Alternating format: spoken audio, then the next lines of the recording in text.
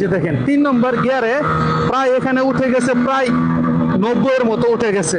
আর 4 নম্বর gear আমি যদি টানি, অনেকে হয়তোবা দেখেছিলেন আমি বেশ কিছুদিন আগে অন্য একটা বাইক নিয়েছিলাম। তো অন্য একটা বাইক যেহেতু আমি নিয়েছি, সেই কারণে আমার এই পালসার N160 বাইকটা বিক্রি করার একটা চিন্তা ভাবনা মাথায় চলে আসছিল।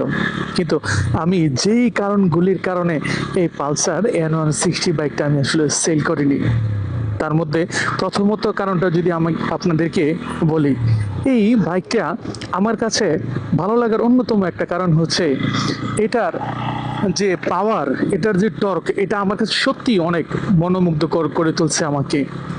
আমি যদি আপনাদেরকে জাস্ট একটু আমি দেখাই যে এখন 3 নম্বর গিয়ার আছে, ঠিক আছে, এটার যে রেডি পিক আপ, এটার যে মানে দেখা গেছে টান বলেন, তারপরে শক্তি বলেন, এটা খুব অনেক বেশি অনেক বেশি।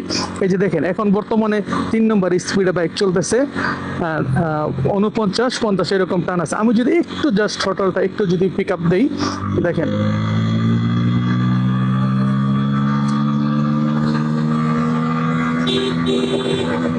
এই যে দেখেন 3 নম্বর গিয়ারে প্রায় এখানে উঠে গেছে প্রায় 90-এর মতো উঠে গেছে। আর 4 নম্বর গিয়ার আমি যদি টানি, এটার যে দেখা গেছে আমি যদি একটু থ্রটলটা দিই তাহলে সমান স্পিড দেয় এটা। সবচেয়ে বড় কথা হচ্ছে আর একটা কথা, আমি এই গাড়িটা নিয়ে প্রায় 4-5 বার আমি বান্দরবন পাহাড়ে রাইড করেছি, তারপর আপনার হচ্ছে তিনদু, তারপর ডিম পাহাড়, কেওক্রাডং, এগুলো সব কিছুই আমার এই মোটরসাইকেলটা দিয়ে রাইড করা হয়েছে।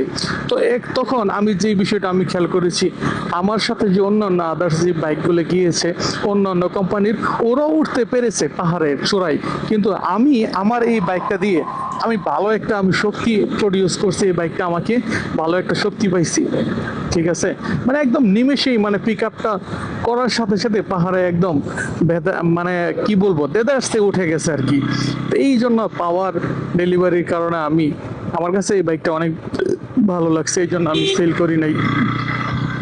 তারপর হচ্ছে আরেকটা কারণ হচ্ছে এই বাইকটা যখন আমি মানে মেইন রোডে চালাই, মানে হাইওয়ে রোডে যখন এই গাড়িটা টানাটানি করি, তখন দেখা গেছে আপনার এই গাড়ির একটু ওজন বেশি হওয়ার কারণে এটার যে স্টেবিলিটি, মানে এই গাড়িটা খুব স্টেবল থাকে। আপনার পাশ কাটিয়ে দেখা গেছে অন্যান্য সময় যেই বড় গাড়িগুলি যায়, কোনো গাড়ির যদি ওজন কম থাকে সেক্ষেত্রে আছে ওয়েটের কারণে একটা বাতাসের একটা ধাক্কা লাগে, কিন্তু এটা আসলে মাড়ি কামড়ায় চলে, একটা স্টেবিলিটিটা খুব ভালো।